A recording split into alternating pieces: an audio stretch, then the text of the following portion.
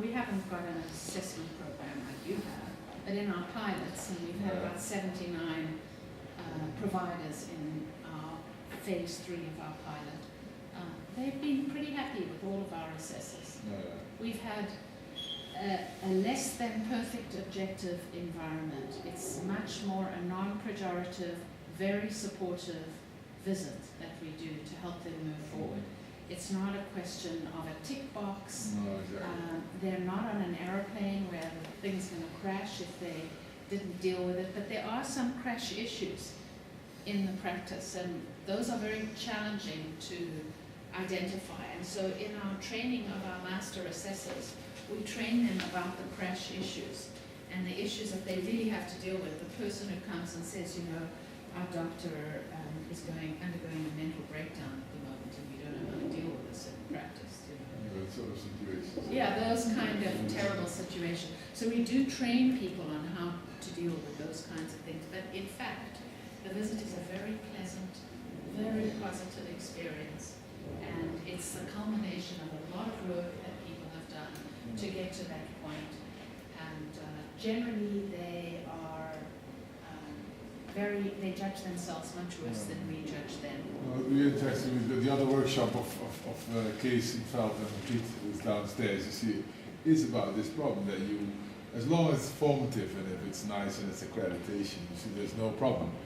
But once you have to judge whether it's timely or not timely, it moves towards accreditation to certification, and then it all of a sudden becomes very important what the assessor bases his judgment on, you see, and then the instrument you use for measuring the indicator becomes more and more important. So you move towards this certification whether you want it or not. And I hated the certification too because of this enormous pressure. But sometimes doctors feel, the doctors themselves like this judgment somehow, you see. They like it over the uncertainty of accreditation, that they always can improve on that. You see, they somehow don't like that message. They're like, am I good or am I not good? You see, so that's you sort of see, answer. this program arises from McMaster University. We do not have exams at McMaster. No, you have this problem-based learning. Fantastic. So we have a problem-based learning, formative evaluations till they're coming out of the kazoo, and evaluations have enormous problems. There's not one answer to any of these issues, and I really think it's like pay for performance. We have to be very wise about how we handle this and not let it get into a checkboxy thing that's ultimately going to determine someone's career or not. I hope you will stop it. That's going to be difficult. Well, we have in the university, in the end you have to write an exam to be a doctor, but we do not have any exam, we do not have any lectures, we do not have any exams. It's all done in small groups, and it's driven by a student body regardless of the faculty. So we can have a dean that doesn't like it, he can't change a thing. Amazing, That's, And the assessors are not GPs?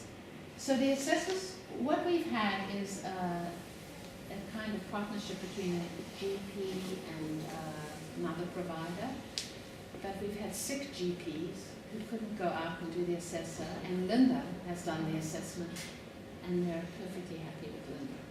There's never been a problem, and in fact, as our other assessors have got more and more expert, they're just as good as we are, and it doesn't really make, which is your experience in EQuiP, doesn't really make a difference, but we have had, as a principal, a GP involved in every activity.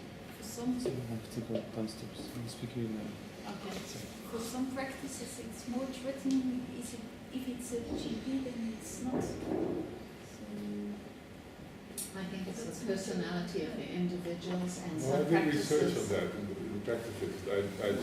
I did a group with GPs and a group with the practice assistants who've been trained for it, you see, and I did a questionnaire afterwards how they experienced it, you see, and well, they experienced the practice nurses as much more pleasant, you see, because there was much less of a threat, but they did change less. Yes.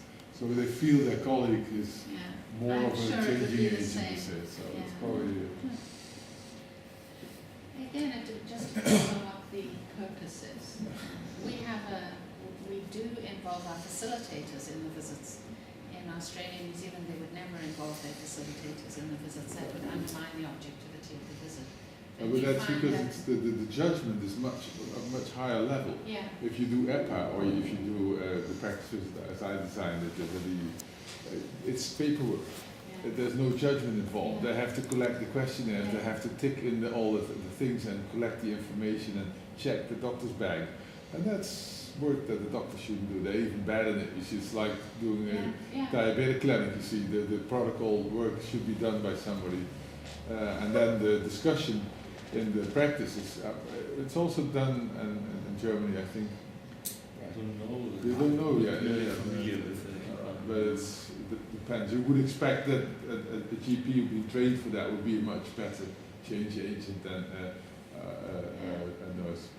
But it isn't like that. What's the difference between the facilitator and the assessor? Where is the facilitator role getting the process? Facilitators are master assessors, but they're attached to the practice to help the practice in the process.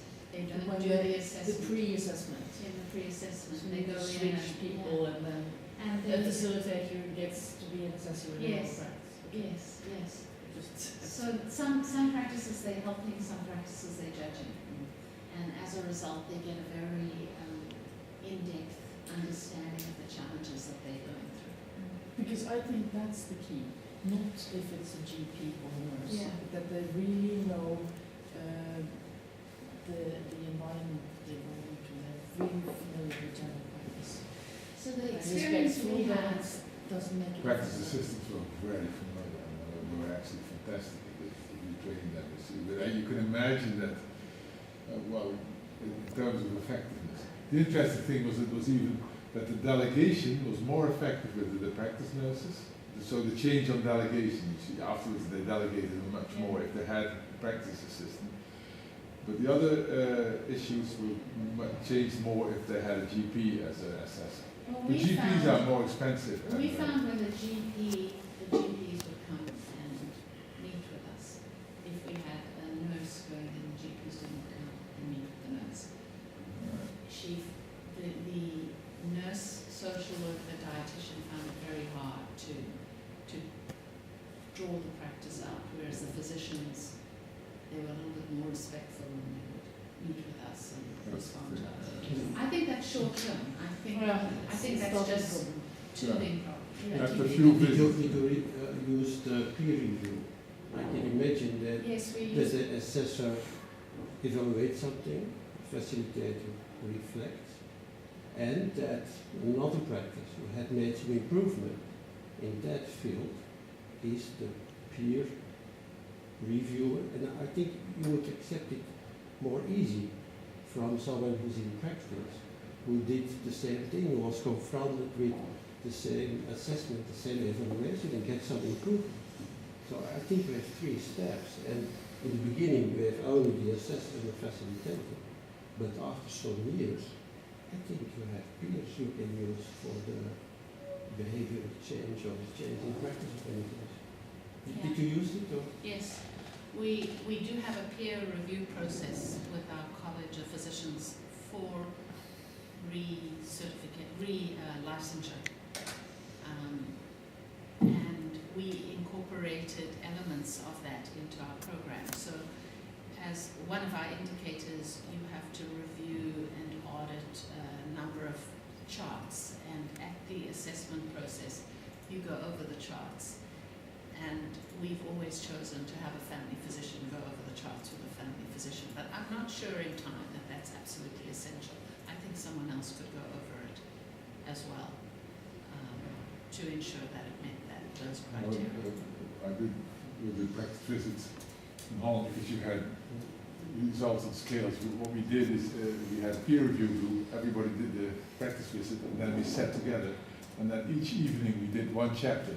So on one chapter, for example, the team or quality improvement chapter, they would sit together and compare their results and discuss why they had it better, and that really worked. It was very because it was really on hard data. They were sitting together and everybody was in the same process. Yeah. And but unfortunately, you see, because this is the practice accreditation, as it's done by the college now, does not have that follow-up, which is a pity. And so the peer review groups don't pick that up, you see. It's very rarely done now to really go on with that. But I experimented with it and it was rather successful. So it's a pity that it has not continued. It would be the solution, I think. So the telephone system and appointment, I think, is universal in the world. And there is some introduction of online appointment. But in the beginning, there was resistance of the doctor and barriers till 2 or 3 practices introduce it. And the experience of these practices are now spread. And it's a natural way of general practitioners to do quality assessment and improvement. It's a natural way. Yes. Because they say, wow, this is good practice. I'm proud of that practice in my neighborhood. They have done it. I have a look for it. We invite something to discuss with us. So that's the beauty of it. yes, I think it exists, and if you can enforce it, that it's more a natural way of doing, especially for difficult improvement, so that you expect some resistance or barriers. So let me keep going a little bit because there are a couple of things I'd like to show you, and I can see that we have about 15 minutes left. So in each section we have links, and that's why the book isn't as good as the free, accessible, downloadable book that you have. But it's quite difficult to go through the PDF file and find everything. So all of these tools, they're like a quality project. You need many approaches in order to find what you need. We have at McMaster University a quality resource site. So all of our links are at this site. I'll try and get there here. And this is it. It's called Mac Health. And inside Mac Health, Fantastic, the thickness of your book, you see, and make it more accessible. Yeah. we have all of the categories here, and they maintain our categories. There are 198 resources that we have. And they keep them all for us, updated and linked. So this way, if your link isn't working, you can come to the Mac resource and check. They've probably got it in a PDF version and available there for you to have. So we don't have that many links. 200 links isn't a lot of links, and we have tried to reduce them so that they're the most useful links that you could have for that purpose. And also, in each of the sections, we also link them to the most useful materials. So this is the College of Physicians and Surgeons of Ontario, which is our licensing body, it's our regulating body, and it has requirements around medical records. There's a downloadable version of the medical record requirements and an overview of it, and you can go into the downloadable version and